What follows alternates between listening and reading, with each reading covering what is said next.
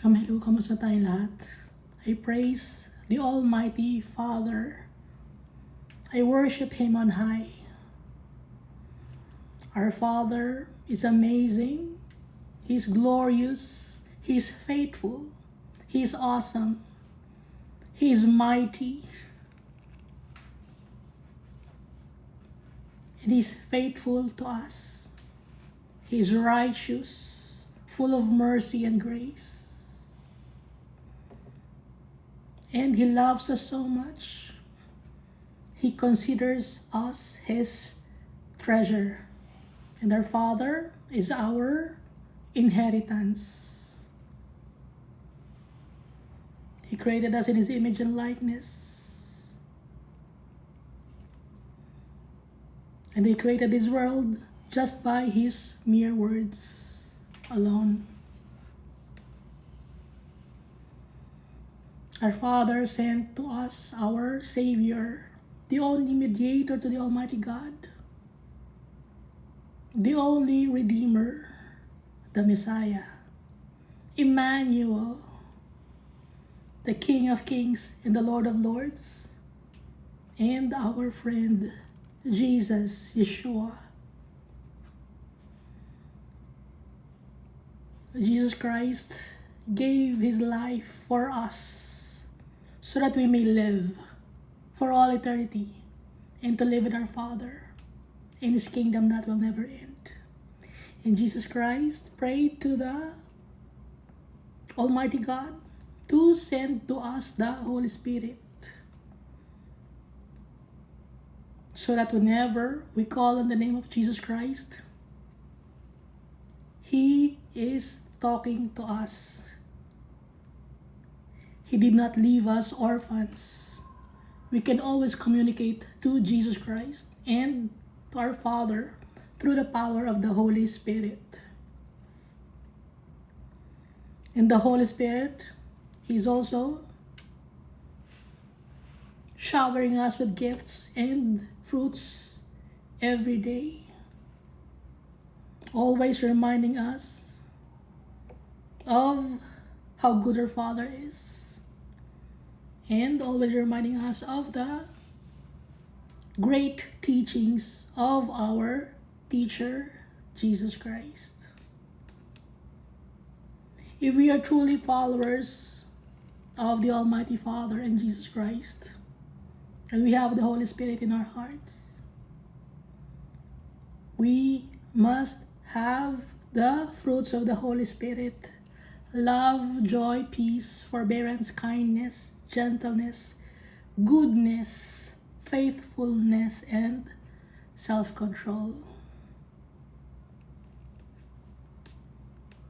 So it's last time we read Deuteronomy chapter 27. So here in Deuteronomy chapter 27, it's about the law inscribed on stones that the Almighty Father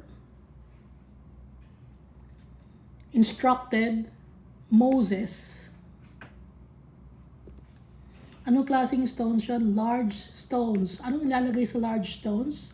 Bago nila isulat yung commandments of the Almighty Father, whitewash them with lime. Bakit lime? Dahil ito ay may antimicrobial properties. Hindi agad-agad magkakaroon ng amag or molds or mildew. At saka magiging long-lasting yung or mas tatagal yung bato.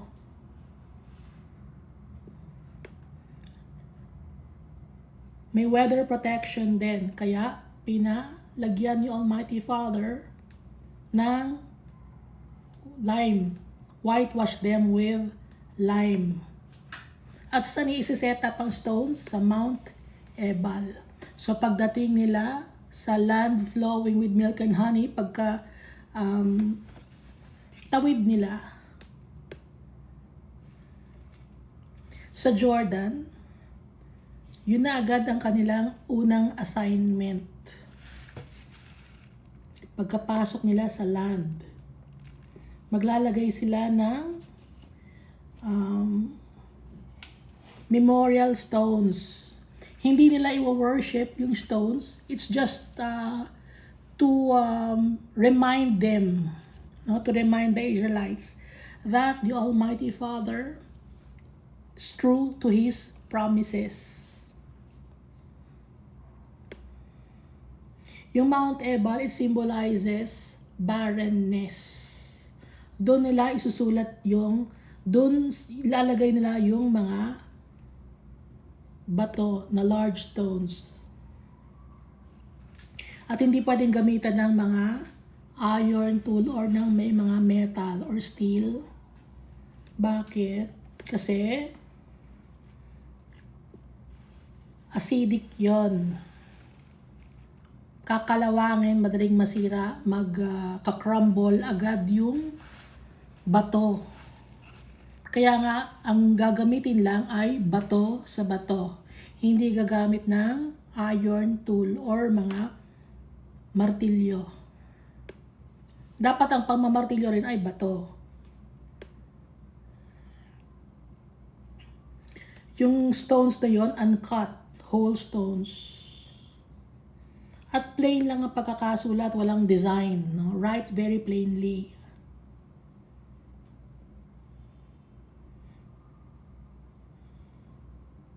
Yung law ni Almighty Father, lahat ng law ni Almighty Father. Yung 10 Commandments.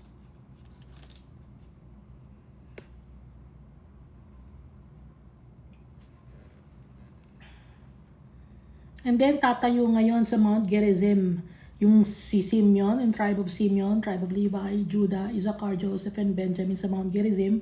Mount Gerizim symbolizes abundance and fruitfulness, overflowing with fruits. Abundance. Doon tatayo yung tribes of Simeon, Levi, Judah, Issachar, Joseph, and Benjamin. Bakit? Anong ibig sabihin nun? Bakit sila ang napili? Para sa abundant na mountain. Hear and join in praising God's support. God will send the son of the right hand. Blessing yon. Ha? Blessing, kaya nga sa Mount Gerizim, blessing yon. Ngayon sa Mount Ebal naman, ito ay barrenness or lacking or walang laman, walang kwenta. Ang sasabihin naman na ay curse, no? Sinong sisigaw doon? O sinong tatayo doon, sorry? Reuben, Gad, Asher, Zebulun, Dan, and Naphtali tribes. Behold, the Son will give joy and blessings, and He will dwell to judge those who struggled. Yun ang ibig sabihin ng kanilang names. So, in abundance or in the times of hopelessness, in the time of fruitfulness and in the time of hopelessness, Mount Gerizim and Mount Ebal, ano ang same sa kanila na binanggit? Ano yung binanggit na same? Siyempre walang sasagot. Ang binanggit na same ay ang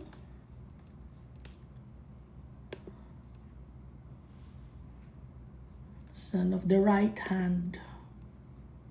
Behold the Son, dito sa Mount Gerizim, son of the right hand, nandun yung word na son of the right hand, si Jesus yon.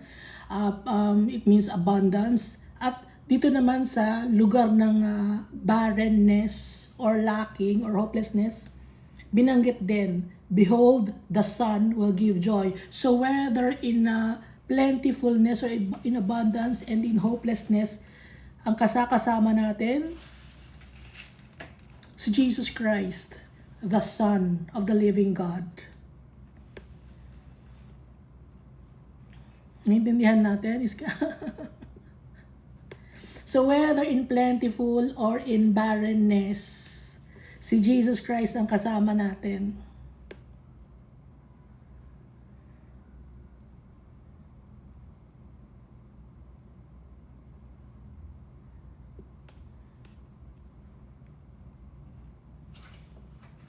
And the Levites shall speak with a loud voice and say to all the men of Israel, Ano yung curse na yon? Cursed the one who makes a carved or molded image. Cursed meaning,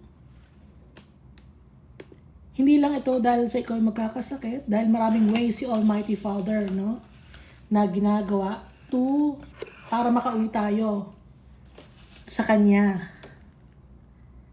Hindi lahat ng mga tao na kinukuha ni Almighty Father ay dahil sa iyon ay curse, kundi kaya lang tayo nagkakasakit is because the repercussions of our sins, no?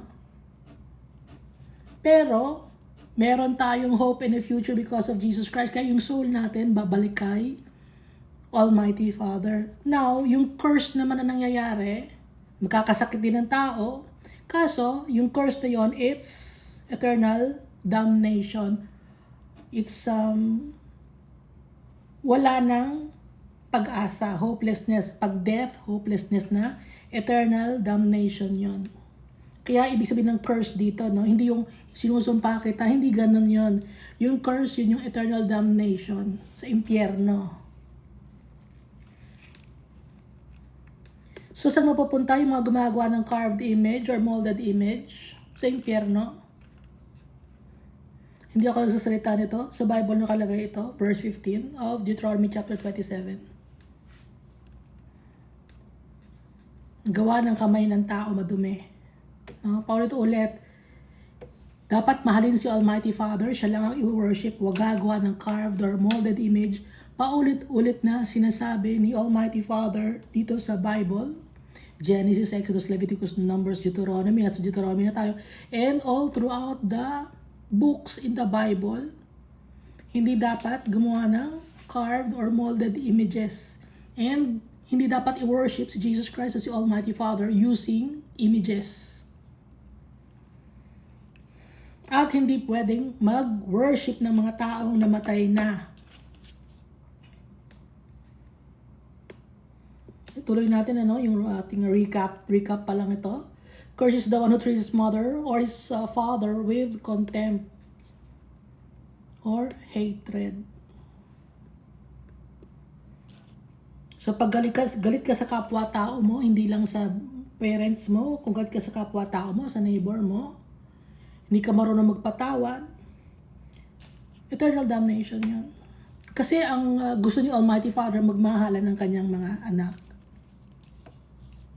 Kasi kung hindi marunong magmahal at magpatawad ang mga tao, eternal damnation ang kapupuntahan ng souls of those people. Dahil si Almighty Father is very forgiving. And so we must be like our Father in Jesus Christ. Nagpapatawad ng kasalanan ng mga tao.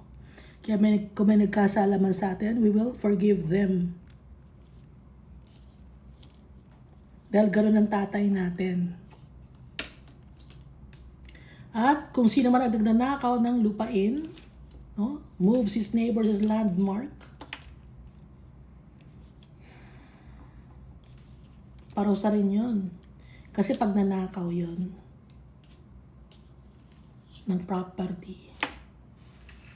At kung sino man ang naghihikayat sa mga tao na gumawa ng kadumihan, or magiging blind sa katotohanan, yun din, mga tao yun na naghihikayat na maging blind sa truth, yun ang mga tao na mapupunta rin sa eternal damnation. Cursed is the one who makes the blind to wander off the road. Nawala na sa tamang landas, napunta na sa ravine, no? Hindi tinutulungan ng brethren. And all the people shall say amen. At saka sino pa? Yung nagpe-pervert ng justice. May mga strangers, fatherless and widow, pero hindi nakakakuha ng justice because there are people who are greedy and selfish. At yung mga tao na greedy and selfish na yon, self-centered, sila ay mapupunta rin sa eternal damnation. Sino pa? Ang tumatabi sa asawa ng kanyang tatay.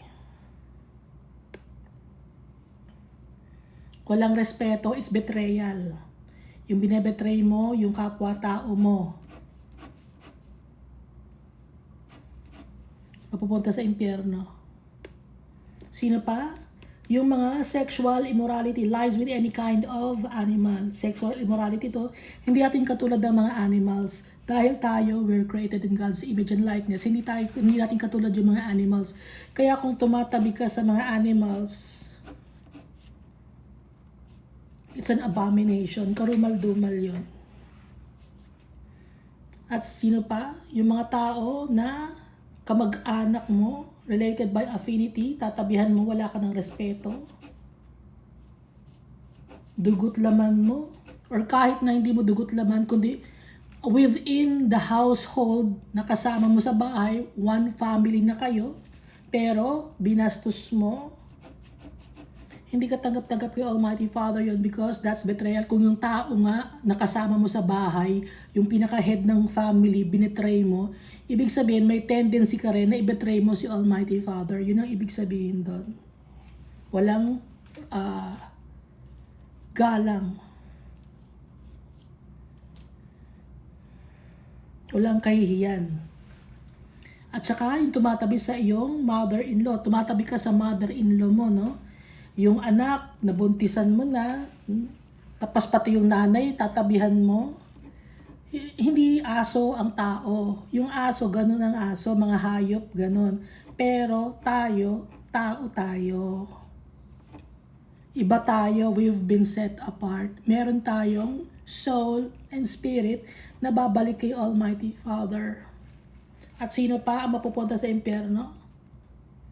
Nung nang-aatake ng kanyang neighbor secretly, nang chichismis. Sino pa? Take ng bribe, no? Papatayin mo yung tao, kukuha ka ng pambayad, solicitation to commit murder. Or, nang chichismis ka ng tao, tapos babayaran ka. Nangunguha ka ng information, tapos babayaran ka.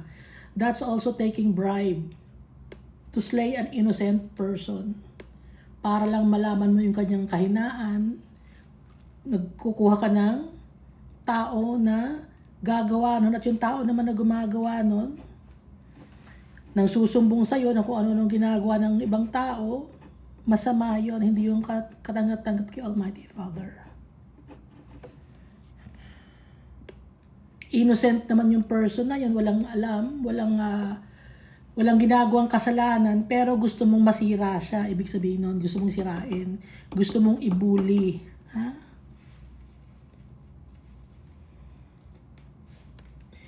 Curse is the one who does not confirm all the words. Lahat ng mga sinasabi rito, isa lang sa mga ito ang gawin mo, hindi ka na makakapunta kay Almighty Father sa kanyang kingdom. Kagaya ng sa book of Romans chapter 1, isa lang ang magawa mo doon, hindi tayo makakapunta sa bahay ni Almighty Father. Isa lang doon. Kasi, He requires us to be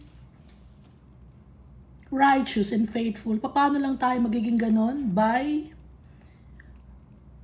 having Jesus Christ in our hearts. Kung nasa hearts natin si Jesus Christ, nasa hearts natin si Almighty Father at ang Holy Spirit, anong fruits nun?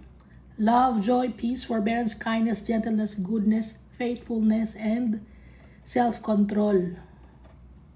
Kung wala tayo nun, wala sa atin si Jesus Christ sa heart natin. Kung wala si Jesus Christ sa heart natin, eternal damnation ang kapupuntahan natin. Dahil si Jesus Christ is perfect. The perfect sacrifice. He's not only the commander of the Almighty, commander of the army of the Almighty God. Hindi siya lang prophet, hindi lang siya angel, hindi lang siya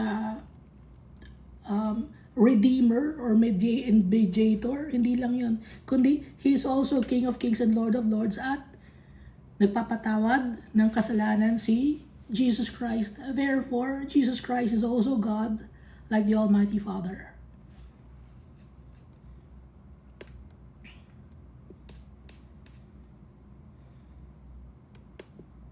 At si Jesus Christ ang mag-judge ng people at the last days. Binigyan na ni Almighty Father ang dominion and authority and power in heaven and on earth kay Jesus Christ. Nabasa yon. Saan makukuha yon? Yung Zechariah, basahin, and Book of Ezekiel. Book of Zechariah, Book of Ezekiel, no? And Book of Isaiah, Book of Jeremiah. Launderer's soap, si Jesus Christ. Naglilinis ng mga tao. Tayo, madumi tayo, kailangan natin ng launderer's soap. Sinong launderer's soap? Si Jesus Christ. The man clothed in linen with an inkhorn. So dito na tayo sa Deuteronomy chapter 28. Now it shall come to pass, if you diligently obey the voice of the Lord your God, diligently obey.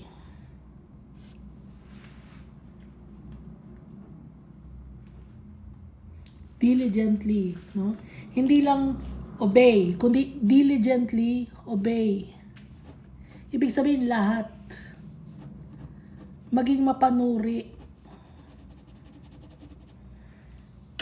To observe carefully all His commandments.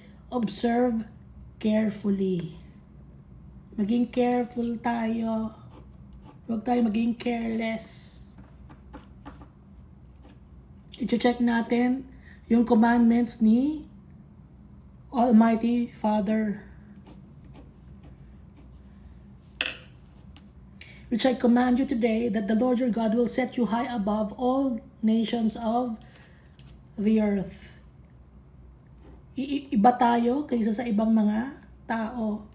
Dahil tayo, we've been set apart, set you high above all nations of the earth. If we will diligently obey God and carefully observe His commandments.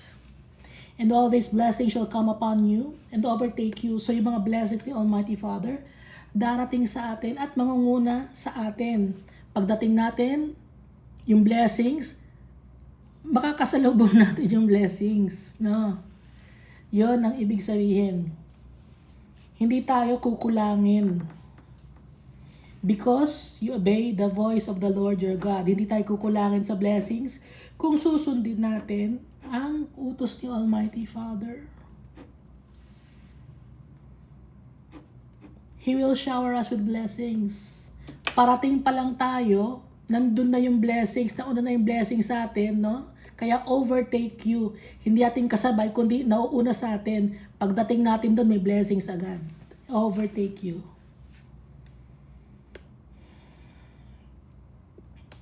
Blessed shall you be in the city, and blessed shall you be in the country. Kahit saang lugar tayo, i-bless tayo ni Almighty Father kung susundin natin ang kanyang mga commandments and laws and statutes. Blessed shall be the fruit of your body, the produce of your ground, and the increase of your herds, the increase of your cattle, and the offspring of your flocks. Ano yun? Yung mga anak ninyo, natin, lahat, kung may anak tayo, i-bless the Almighty Father. I-bless din ni Almighty Father yung kung saan kayo nakatira, kung saan kayo nagtatrabaho. I-bless din ni Almighty Father yung mga pinagkakakitaan ninyo. Hindi tayo kukulangin. Ibig sabihin ng increase of your herds, the increase of your cattle, and the offspring of your flocks. Magiging abundant yung trabaho. Kung nagtatrabaho tayo, dadami ang trabaho, tataas ang income. Bakit? Because you obey the voice of the Lord your God. Susundin ang boses ni Almighty Father diligently. Obey God's commandments. Observe carefully. Doon ang blessings. Yung tithes, yon ay pagtulong sa kapwa-tao. Dahil sinusunod natin si Almighty Father. Pero hindi yon requirement para ma-save. At yung tithes ngayon, hindi lang 10%, kundi ano nang ni-require sa atin? Our whole being. By denying ourselves. Not just the 10%.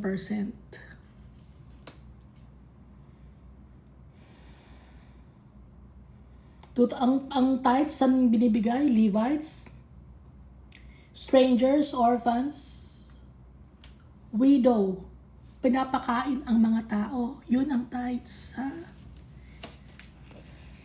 Hindi rin ini-invest sa business.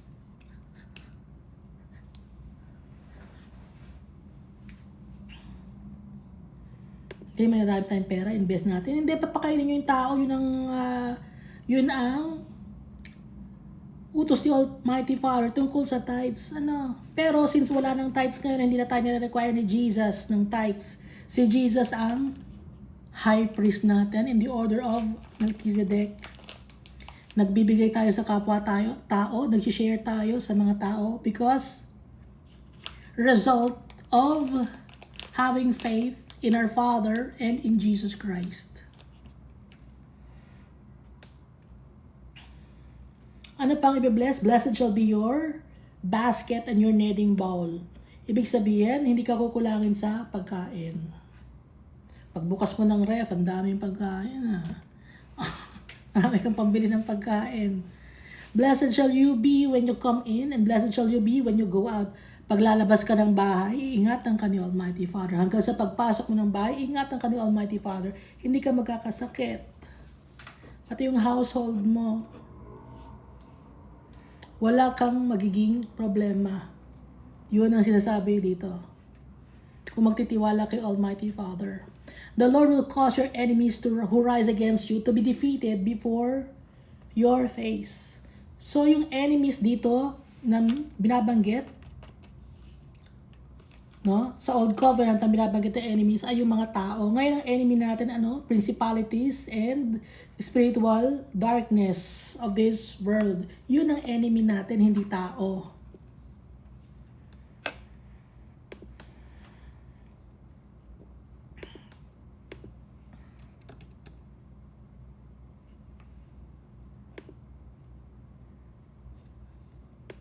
Ulitin natin, Ephesians chapter 6 verse 12. Yung enemy, yung before, mga Israelites, marami silang enemy. Ngayon, sino ang enemy natin? Hindi na tao. Ephesians chapter 6 verse 12, for we do not wrestle against flesh and blood, but against principalities, against powers, against the rulers of the darkness of this age, against spiritual hosts of wickedness in the heavenly places. Yon ang kaaway natin ngayon, hindi tao. Hindi ibang religion ang kaaway natin, Mamali natin ang kapwa-tao natin, Pero pagsasabihan natin kung ano yung tama, hindi tayo magsasalita ng kasinungalingan. Kung ano ang nasa Bible, yun ang sasabihin natin.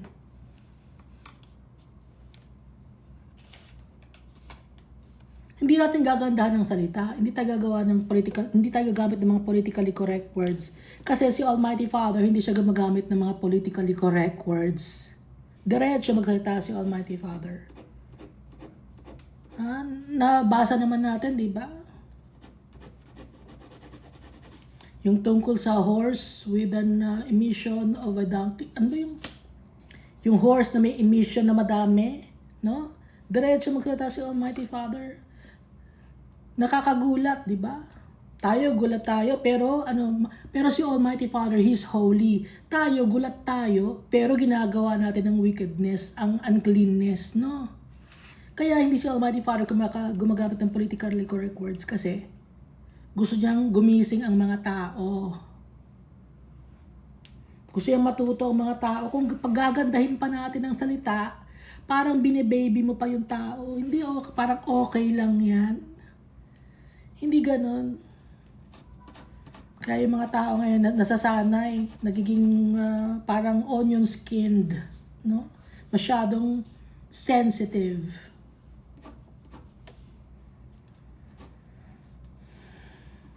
Pero si Almighty Father, matagal na siya na sinasaktan natin. Kaya si Almighty Father, diretso siya magsalita. Tayo ayaw nating masaktan, pero si Almighty Father, sinasaktan natin. Ang kapal ng mukha natin, di ba?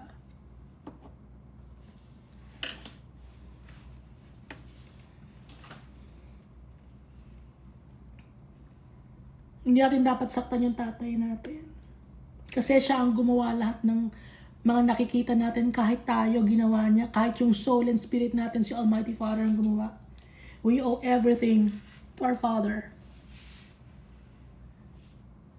Kaya si Almighty Father,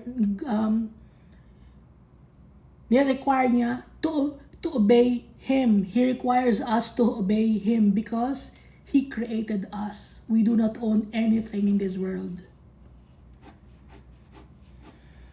Everything is the Lord's.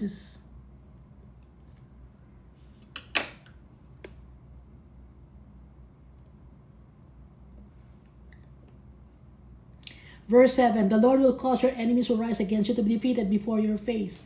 So madidefeat natin ang kalaban. Sa Old Covenant, ang kalaban nila, mga Hivites, Perizzites, Canaanites, Jebusites. And they defeated them. Tayo, madidefeat natin ang enemy natin, ang principalities of this world. Dahil nasa sa atin si Almighty Father, si Jesus Christ at ang Holy Spirit. They shall come out against you one way and flee before you 7 ways.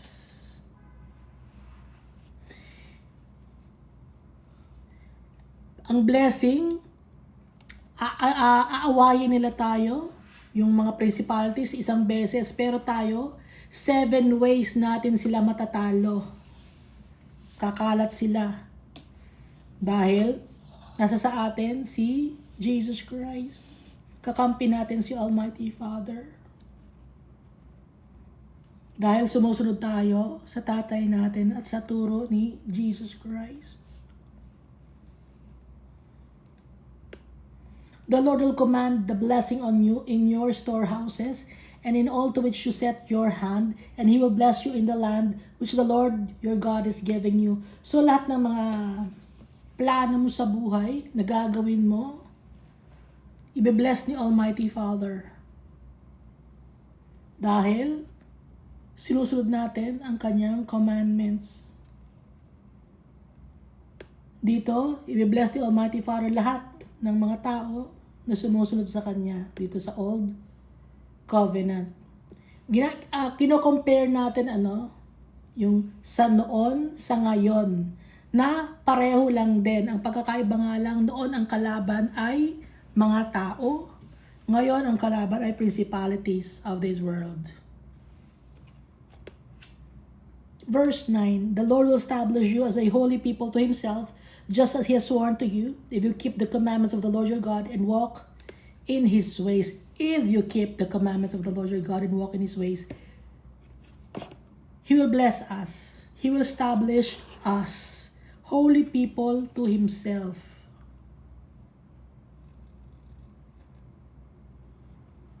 So hindi lang dito sa mundo tayo i-bless ni Almighty Father, but also pag nakauwi na tayo sa Kanya.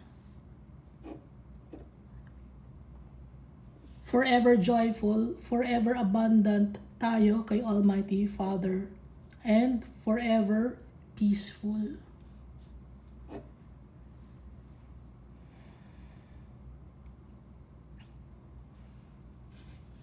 May mga tao na nagagalit kay Almighty Father, hindi nila naiintindihan. Hindi naiintindihan ng mga tao yun. They've been blinded by the principalities of this world.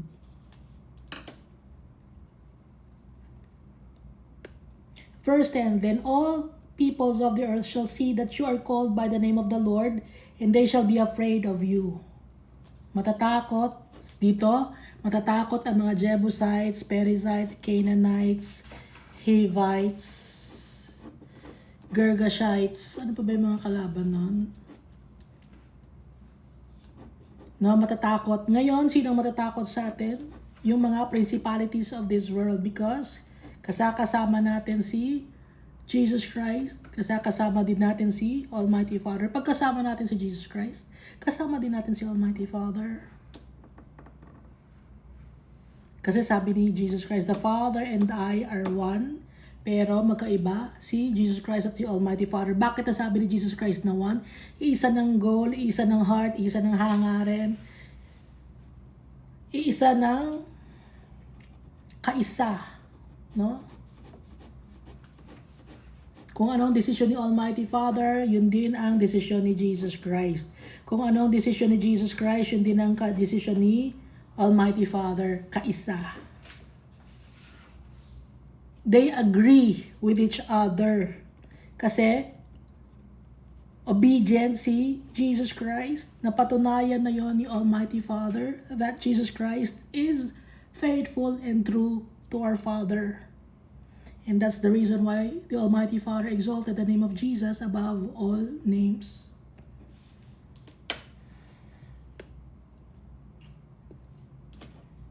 So yung mga tao, kung nasa sa atin si Jesus Christ, matatakot sila sa atin, yung mga principalities of this world. Kung yung ibang may mga tao na hindi natatakot sa atin, ano? Kasi dapat, mahalin natin ang kapwa-tao natin. So bakit sila dapat matakot? Hindi natin dahil tatakutin. Pero,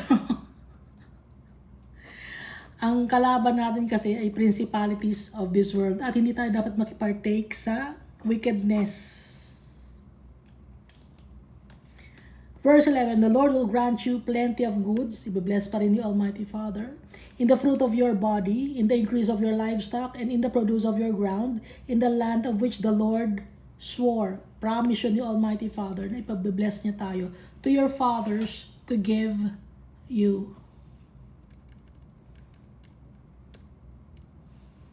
Ngayon sasabihin niyo baka sa Israelites lang. Hindi lang sa Israelites to. Sa atin din ito. Kung saan tayo, ngayon, i-bless tayo ni Almighty Father if we will obey Him. Verse 12, the Lord will open to you His good treasure or storehouse, the heavens, to give the rain to your land in its season, and to bless all the work of your hand. You shall lend to many nations, and you shall not borrow. Hindi kayo kukulangin. Sabi ni Almighty Father. Hindi tayo kukulangin kung susunod tayo kay Almighty Father. Yung peace of mind, yun pa lang hindi tayo nakulang doon kasi si Almighty Father, siya ang nagbibigay sa atin ng peace. Hindi man tayo maraming mga bagay, material things in this world, pero we have peace in our hearts because of Jesus Christ, the Prince of Peace.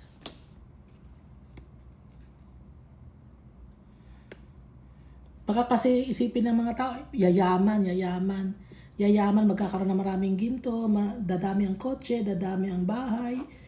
Hindi yon ang blessings, kundi tayo ay magiging kontento. Sufficient, everyday, contentment. Yun palang napakagandang bagay yon. May mga tao na mayayaman na kahit marami silang mga properties, marami silang gold, hindi sila kontento. Walang peace of mind.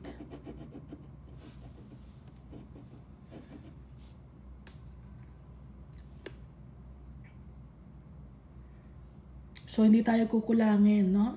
Verse 13, the Lord will make you the head and not the tail. Mangunguna tayo, hindi tayo mahuhuli. Firstborn. Lahat tayo na followers of Jesus Christ, we are firstborn.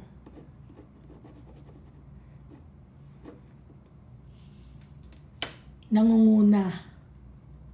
And not the tail. You shall be above only and not be beneath. Hindi tayo magiging mahuhuli sa blessings, kundi nangunguna tayo. If you heed the commandment of the Lord your God, which I command you today, and are careful to observe them, if and only if we obey God's words at careful tayo to observe them, na diretso ang lakad natin. So you shall not turn aside from any of the words. Lahat ng words, walang bawas. Huwag niyong bawasan yung words of the Almighty Father. Di ba merong nakalagay dito? Do not worship God in such ways. Ano yung in such ways na yon? Kung paano i-worship ang mga idols. Wag i-worship si Almighty Father. Saan nga ba yun?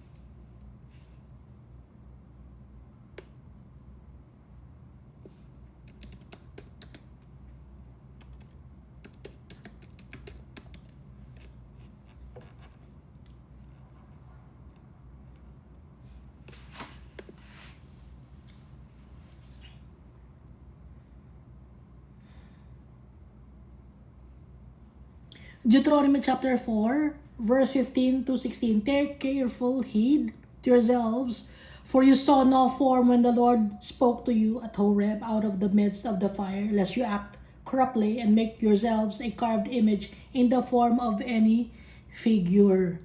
So si Almighty Father, hindi siya dapat ihalo sa mga images. It's an abomination. Karumal-dumal, kasaklam-suklam.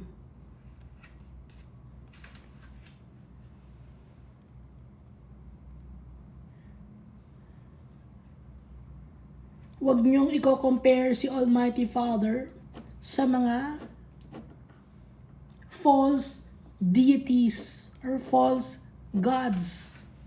Iba si Almighty Father. Hindi siya dapat ihanay or i-level sa ibang mga religion na gumagamit ng statue. Si Jesus Christ, si Almighty Father, hindi nila kailangan yon. Abomination yon. Nabasa naman natin, di ba? Kahit paggawa sa ginto, pilak, kahoy, semento, bakal. Yung iba plastic, gawa sa plastic. Ano ba naman yan? Hindi natin mailalagay si Almighty Father, si Jesus Christ, sa isang kahoy. No? Ito kahoy to, Diyos to, si Jesus Christ. Hindi mo mailalagay sa kahoy si Jesus Christ, ha?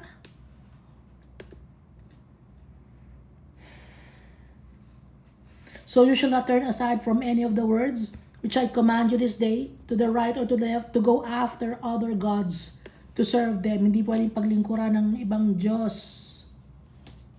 Kasi ang mga tao, Diyos nila ay semento, tao na korteng semento, korteng bakal, tao na korteng, bakal na korteng tao, semento na korteng tao, drawing na korteng tao. Lumabas lang sa pader, ay mukhang tao to ah. Mukhang mahaba ang damit, mukhang may bigote yung tao na yun. Gumagawa ng naglalagay na agad ng bulaklak at kandila.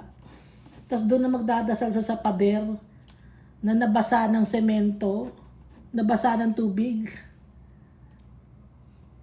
Nagkaroon ng amag, kumorting tao. Doon na. May amag yun eh. Ha? Hindi na bulok si Jesus Christ. Buhay si Jesus Christ. Buhay si Almighty Father.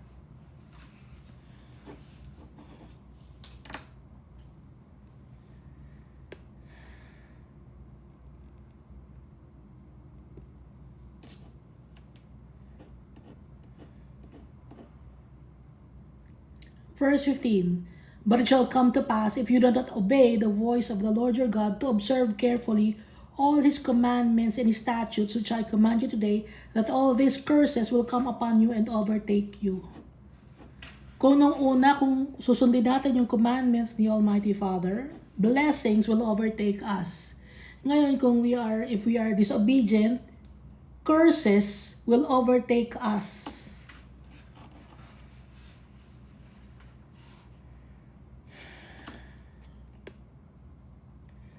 Kaya ngayon, ang daming problema ng mundo. Ba't ganun? Ang daming problema ang mundo. Mataas ang mga bilihin, inflation. War. Bakit? Tao, disobedient. Kung ano ang ginagawa ng mga tao, kung ano ang mga pinag-iisip, pero problema nila yung tungkol sa kanilang mga gender. Ang laki ng problema nila, no? Yung problema nila yung gender nila. Ano ngayon ang nangyari? Merong war. May famine. May pestilence. Yon ang nasa Bible. Curse. Due to being disobedient. Baka sabihin ninyo, no? O sabihin natin, hindi, bakit ako i-curse? Wala naman akong ginagawa. Mabuti akong tao. I-check natin ang sarili natin kung ano bang ginagawa natin. Totoo, true ba yun? Na naniniwala ba kayo na maganda ang ginagawa ninyo? Nag-worship ba kayo sa kahoy? Nag-worship ba kayo sa kahoy? Semento? Hindi, gold yun.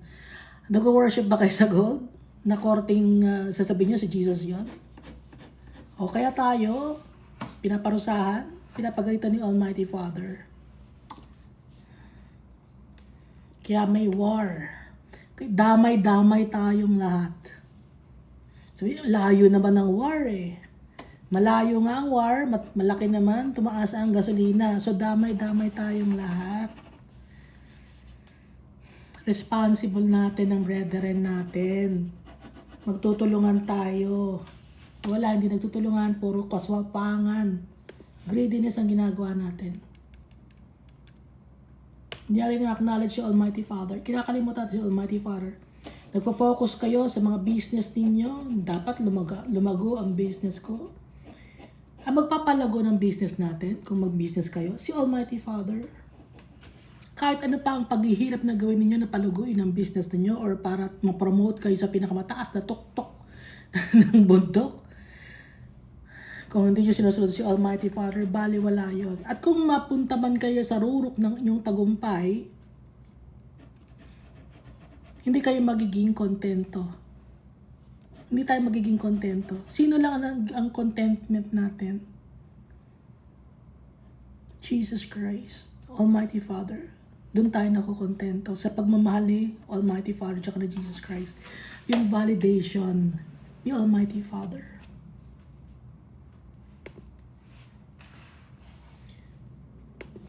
Verse 16, dahil nga matigas ang ulo ng tao, curse ang magkangayari ngayon sa kanya. Curse shall you be in the city, and curse shall you be in the country. Kahit saang lupalop magpunta, may curse.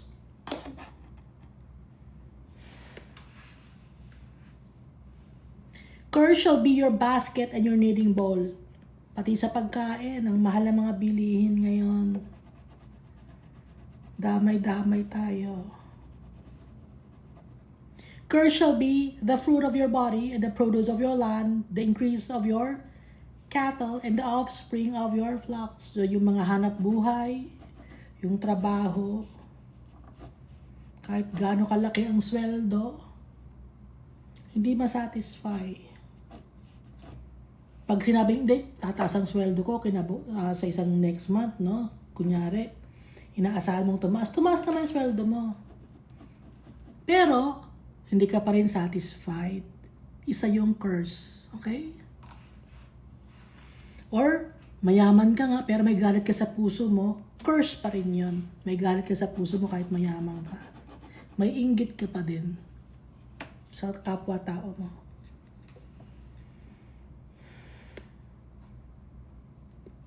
Kaya pati ang mga anak, ang mga kabuhayan, damay-damay. Verse 19, cursed shall you be when you come in, and cursed shall you be when you go out. Paglabas mo ng bahay, may kita mo yung kaaway mo. Magagalit ka ngayon. Pagpasok mo ng bahay, may kaaway ka rin.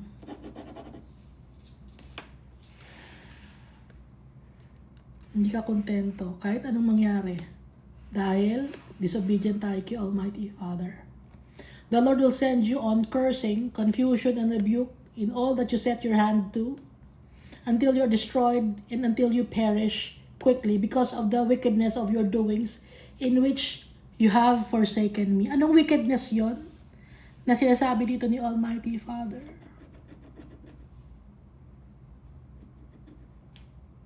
na hindi ating ginawa. We forsook our Father. Kinalimutan natin yung tatay natin. Nag-focus tayo sa ating sarili. Dapat ang focus natin, si Almighty Father. Baka sabihin, hindi ako mabubuhay kasi kailangan magtrabaho ako. Si Almighty Father, up to now, gumagawa siya ng milagro. You must have faith in Jesus Christ and our Father. Huwag natin kakalimutan yung tatay natin every day. Umaga, tanghali, gabi. Pagkakain, pagtutulog, kahit saan tayong lugar, kakausapin natin ang tatay natin. Huwag pa ulit-ulit ang prayer, no? Yung prayer, paano sabi ni Jesus Christ? Yung format ng prayer na Our Father. Yung format, pwede yung ibahin yung words, pero yung format, ganon. And worship in spirit and in truth. Hindi na natin kailangan ng mga lucky charms or kailangan maghanap ako ng isang cross para makapag-pray ako. Hindi mo na kailangan ng cross. Ang kailangan ay heart na willing to obey the Almighty Father. May puso ka ba? O may puso? Lahat ng tao may puso? Yun lang ang kailangan. Baka maghanap ka pa ng mga kailangan may hawak-hawak ko para magdasal ako, tapos paulit. Hindi kailangan yun. Nung pinanganak tayo, sa mundo na to, meron tayong puso, di ba?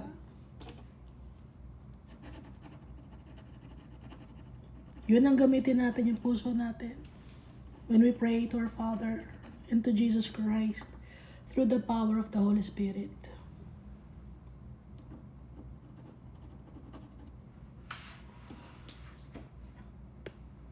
The Lord will make the plague cling to you until He has consumed you from the land which you are going to possess. Kung disobedient tayo, may plague darating. Gulo sa pamilya, gulo sa country, gulo sa bayan, gulo sa barangay, gulo sa trabaho, earthquake, famine, sickness, lagi nagkakasakit, flood, typhoon, volcanic eruption, inflation, war, no peace at all. Pag disobedient tayo kay Almighty Father, pag hindi natin inaalala yung tatay natin, if we forsake our Father,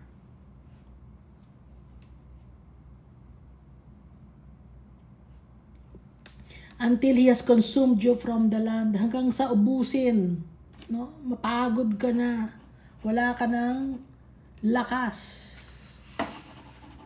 Araw-araw na lang nakikipaglaban sa buhay, wala nang pahinga.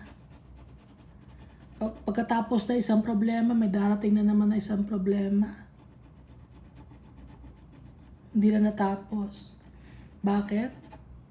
Because you have forsaken me, sabi ni Almighty Father.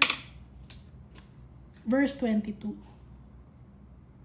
The Lord will strike you with consumption, with fever, with inflammation, with severe burning fever, with the sword, with scorching, and with mildew. They shall pursue you until you perish, hanggang mamatay kayo. Pag disobedient.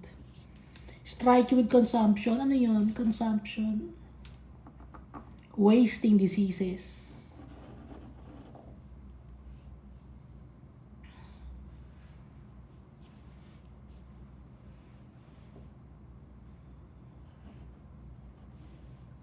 Pulmonary tuberculosis.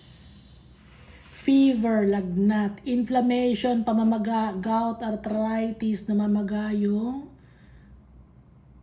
tenga, namamaga yung ilong, namamaga yung paa, laman loob ng tao namamaga, severe burning fever, malalang lagnat. infection na to. Infection, may nana na, may pus cells na. Pag severe burning fever, humalo na sa dugo yung pus cells. May tawag doon, humalo sa dugo. Anong tawag doon mga... yung naging na poison ka na ng nana.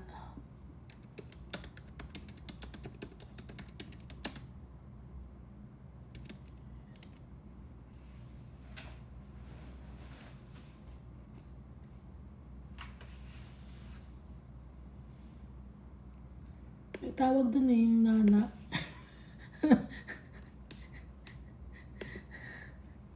Basta yun, severe burning fever. Kasi, pag severe burning fever, ibig sabihin may nana yung dugo mo. Kalimutan ko yung tawag. With the sword, pag with the sword naman, to be killed by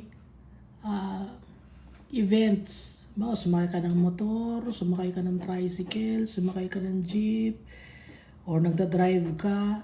Sword yun no? Or may nakalaban ka sa kalye.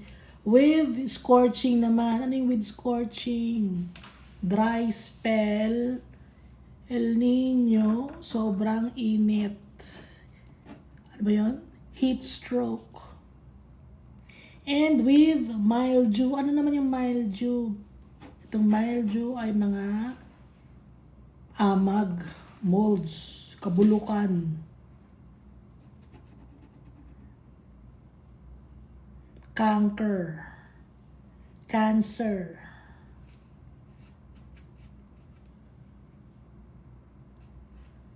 Fungal diseases. They shall pursue you until you perish. Matitinding mga sakit ito.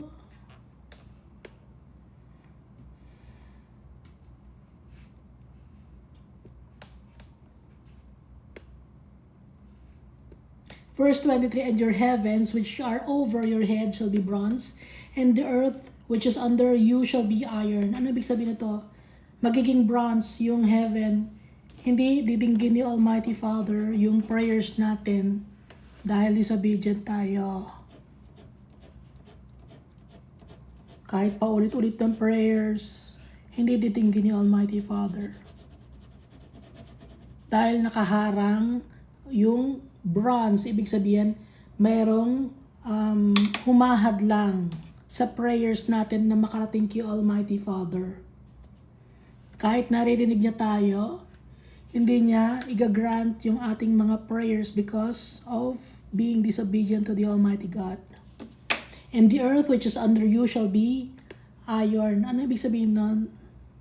We can never run away from the anger of God.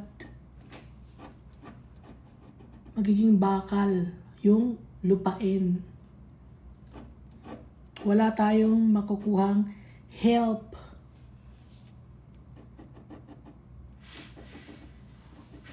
Hindi tayo kakaawaan ng kahit sino kung disobedient tayo kay Almighty Father. Verse 24, the Lord will change the rain of your land to powder and dust. Alikabok. Ang rain, water, tsaka water, importante yon dahil para sa mga halaman. Pag may halaman, yung mga animals, makakakain sila. Pag nakakain yung mga animals, tayo rin makakakain. Kasi may tubig tayo, may plants tayo, may animals tayo, makakakain.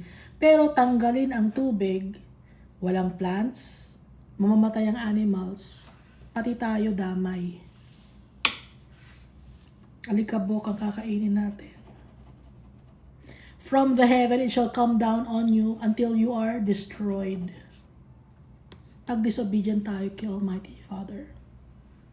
The Lord will cause you to be defeated before your enemies, and you shall go out one way against them and flee 7 ways before them. At i-allow ni Almighty Father na matalo tayo ng kaaway. Dito, i-allow ni Almighty Father na talunin sila ng Jebusites, Hivites, gano'n, ng mga Babylonians. Sa ngayon, i-allow ni Almighty Father na matalo tayo ng wickedness. Maghihirap tayo. Not just financially, but also spiritually, morally, physically.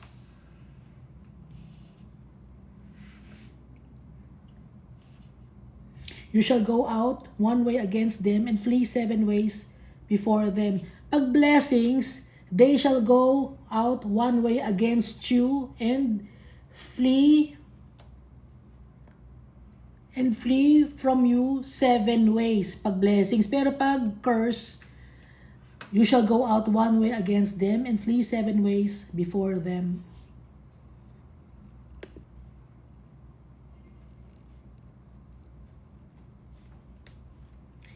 Isang strike mo ng kalaban mo, yung kalaban mo naman, 7 strikes naman ang ibabato niya sa'yo. Yun ang ibig sabihin nun. Completion. Naintindihan mo, Iska? Naintindihan ko yung sarili ko. Napakasakit, no? You shall become a terror or troublesome to all the kingdoms of the earth. Walang kwenta kang tao, magiging walang kwenta kang tao. Parang pansikip ka lang sa mundo. Pag magiging disobedient tayo kay Almighty Father. Verse 26, your carcasses shall be food for all the birds of the air and the beasts of the earth, and no one shall frighten them away. Walang maghahanap sa'yo, walang tutulong sa'yo, walang mangingialam sa'yo. Hahayaan ka ng kapwa-tao mong mabulok mag-isa. So Almighty Father, yung mga anak niya, iniingatan niya. Wala siyang anak na pinabayaan.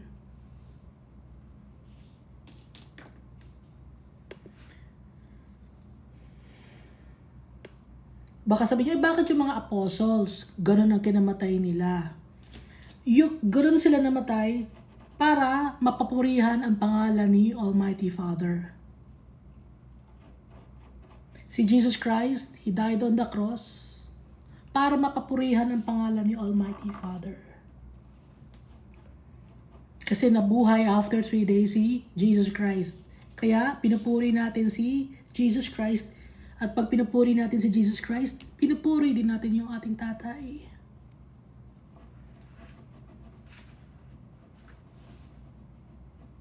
At yung mga apostles, no, ba't ganoon sila? Dahil yon sa they are faithful. Pinatay sila ng mga tao na ayaw makinig kay Almighty Father kasi nga faithful yung mga apostles. Kahit na sila ay patayin, alam nila ang kanilang na-experience. Kaya hindi hadlang sa kanila kung papatayin man sila o hindi. Basta ang gagawin nila ay ang truth. At ang pagmamahal ni Jesus Christ ay naramdaman nila. Kaya kahit na anong gawin sa kanila ng tao, baliwala yun. At dahil doon, napapapurihan ang pangalan ni Almighty Father at ni Jesus Christ.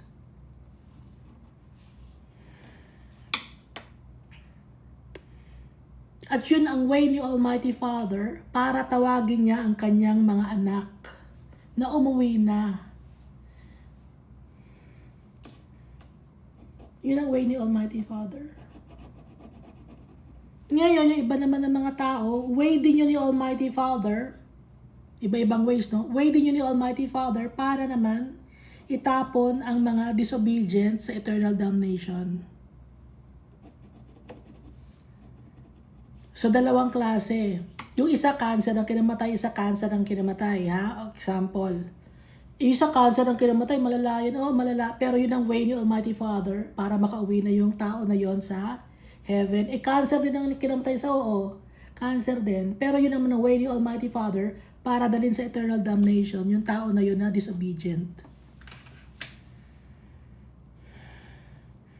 Hindi porke namatay ang isang tao parusa yun ni Almighty Father, ha? Kundi way ni Almighty Father yun na iuwi na sa heaven. Okay? Yung isa naman na disobedient, way ni Almighty Father yun na itapon yung kanyang soul, itapon siya mismo sa eternal damnation, sa Hades.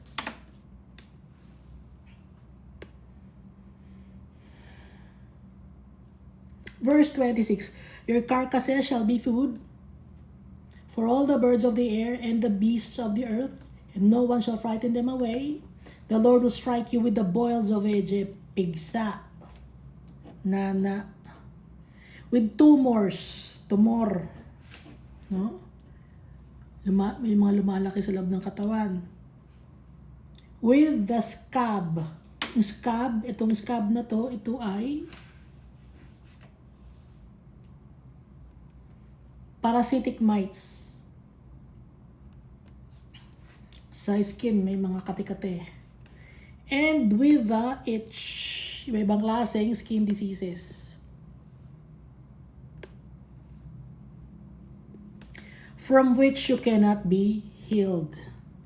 At kung hindi ka may healed, ikaw ay mamamatay at itatapon ka sa eternal damnation. The Lord will strike you with madness. Walang katahimikan kasi you cannot accept the truth. Madness yon. Usually yung mga tao na nagkakaroon ng madness, hindi matanggap yung truth. With and blindness. Ito namang blindness na to, cannot see the truth. Parusa yon ni Almighty Father. Hindi mo makikita yung katotohanan. Hindi mo matatanggap yung katotohanan. And confusion of the heart. You cannot make wise decisions. Yon ay parusa rin ni Almighty Father. Kaya lahat ng desisyon mali-mali dahil hindi kinoconsult si Almighty Father. Hindi ina-acknowledge si Almighty Father. Verse 29, and you shall grope at noonday, as a blind man gropes in darkness, and you shall not prosper in your ways. You shall be only oppressed and plundered continually, and no one shall save you. Example, no? Invest ka ng invest sa isang bagay, pero lahat ng negosyo na pinuntahan mo, ginawa mo, lugi. Apply ka ng trabaho, natanggap ka naman sa trabaho, pero natatanggal ka o tinatamad ka. Balik iba ka na namang trabaho, hindi ka nagiging successful, hindi ka sumakses. At walang tutulong sa'yo. Kasi ang success lang ay makukuha natin kay Almighty Father, makukuha natin kay Jesus Christ. Yun ang tunay na success. Yun ang tunay na victorious.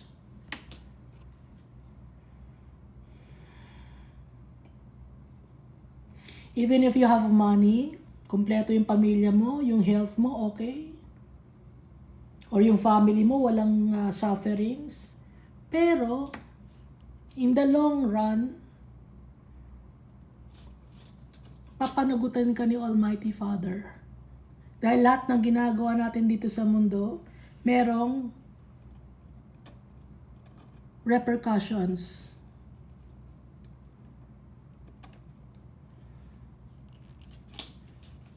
Kung sumunod tayo kay Almighty Father, blessings. Pag disobedient, curse.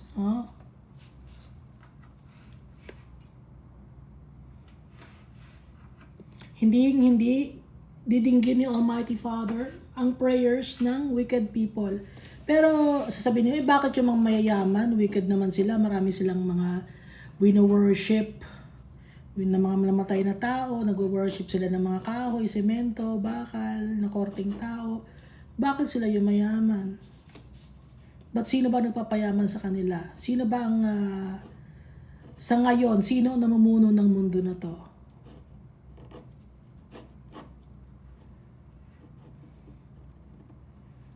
Binibigyan sila ng kayamanan ng devil para makalimutan nila si Almighty Father. So that also is a curse.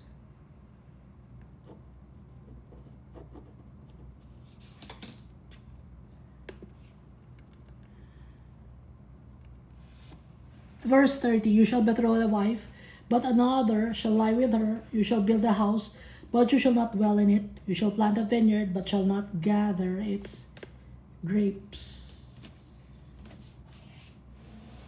Walang patutunguhan ang buhay.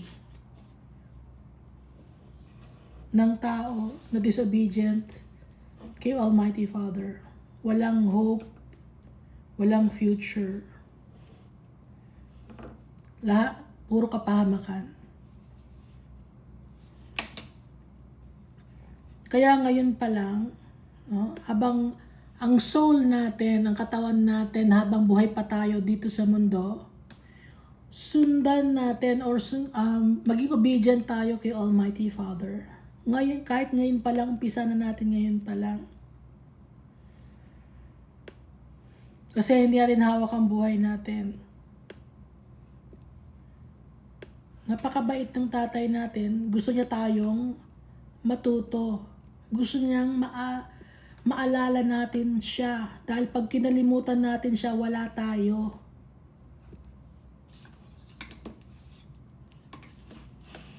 Lahat ng kung ano ang na-experience natin dito sa mundo na blessings or kaginhawahan ng buhay, bigay yun ni Almighty Father. Yung peace of mind, bigay ni Almighty Father. Lahat. Kaya sundin natin si Almighty Father. Dahil wala tayong pinanghahawakan dito sa mundo na to na kaya nating ipagmalaki na akin to. Hindi akin tong kayamanan. Hindi mo madadala sa kabilang ibayo ang kayamanan mo. Marami akong kotse, hindi mo madadala yan. Iiwanan mo yan. Wala tayong may pagmamalaki. Kahit na yung katawan natin. No. Hindi mo may pagmamalaki yan. Tatanda tayo, kukulubot. Wala mga pagmamalaki.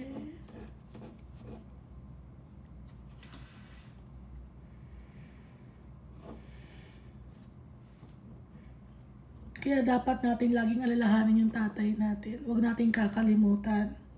Pag lagi natin naalala yung tatay natin, naalala rin natin yung kanyang mga itinuturo sa atin. Pag lagi natin naalala yung tatay natin, naalala rin natin si Jesus. Yung tinuro rin sa atin ni Jesus. Pag wino-worship natin si Jesus, wino-worship na rin natin yung tatay natin. Pag wino-worship natin yung tatay natin, si Almighty God, wino-worship na rin natin si Jesus.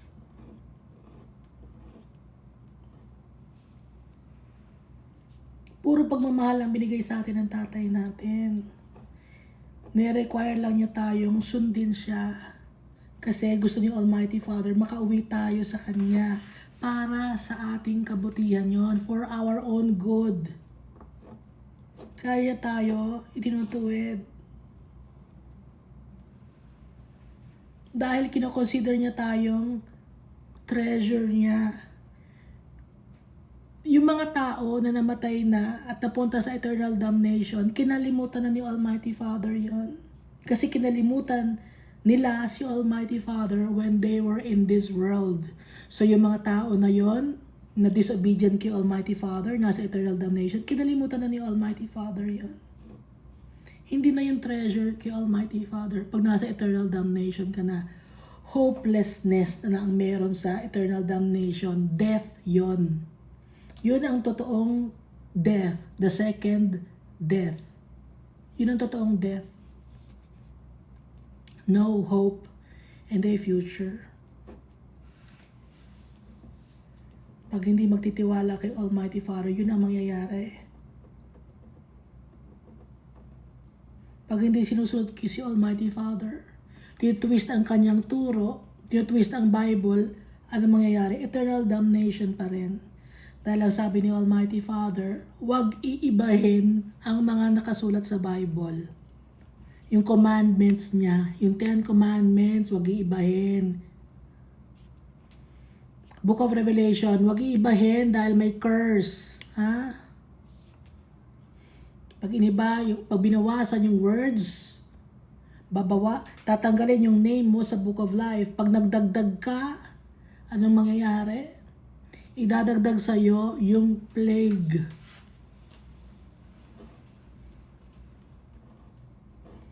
Kahit ano pa ang pinag-aralan natin dito sa mundo, doctorate ka man, nagmasteral ka naman, or kung lagpas pa sa doctorate ang ginawa mo, marami kang mga medal, trophy, at kung ano-ano pa, sikat ka sa buong mundo, baliwala kay Almighty Father yun. Ang importante, kilala tayo ni Almighty Father. Yun ang pinaka-importante sa lahat. Kahit walang pumapansin sa'yo dito sa mundo, ang importante si Almighty Father, kilala tayo. Dahil si Almighty Father, yun ang totoo. Si Almighty Father, si Jesus Christ, yun ang totoo. Mirage lang, ulitin ko, mirage lang ang mundo na to. A testing site. Makakapasa ba tayo? Para makapasa tayo sa test, kukopyahin natin si Jesus. Yung mga sagot, ibinigay na ni Jesus. Ito na ang mga sagot, ha? Ito na yung answers. Jesus is the answer. Siya na ang kasagutan, si Jesus Christ. Yung kanyang mga examples, hindi ba naintindihan ng tao yon? Sometimes basa tayo ng basa ng Bible, hindi naman natin naiintindihan. Para mabasa natin ang Bible at maintindihan natin, magpakumbaba tayo sa tatay natin. Kahit ano pang pinag-aralan mo, sasabihin mo, hindi, tapos ako ng theology, naintindihan ko ang Bible. Hindi pwedeng gano'n. Dapat magpakumbaba pa rin kay Almighty Father. Almighty Father, kung tapos man ako ng theology, sabihin niyo, hindi yun, Lord, kundi kung ano ang message mo. Hindi dahil sa kung ano ang natutunan ko sa mga salita ng tao, kundi gusto ko, Almighty Father, ikaw ang magturo sa akin. Hindi sa culture and tradition ng mundo na to, kundi yung salita mo, Almighty Father, please reveal yourself to me. In Jesus' name. No? Gagamitin natin ang name ni Jesus. Dahil sabi ni Jesus, use my name. Kaya maganda ang tingin sa atin ni Almighty Father because of Jesus Christ. Son of Man, Son of God.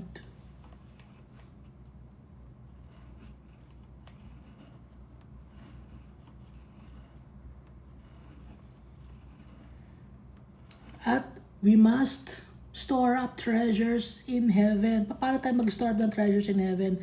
Pera ba? Bibili ba natin? Hindi pera. By having faith in our Father and in Jesus Christ, that's storing up treasures in heaven.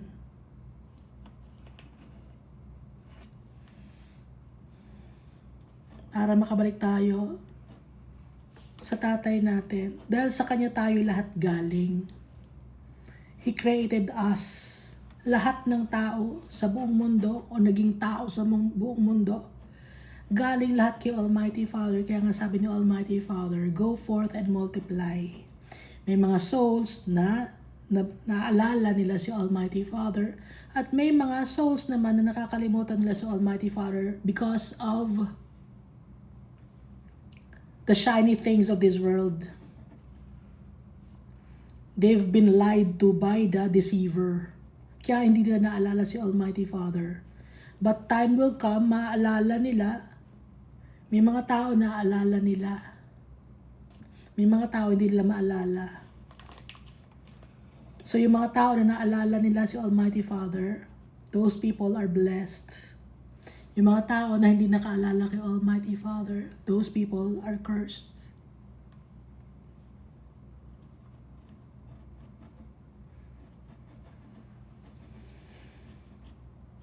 Nanonood ka ng video ngayon, dahil si Almighty Father, gusto niya na maalala mo siya. Thank you, and God loves us all so much.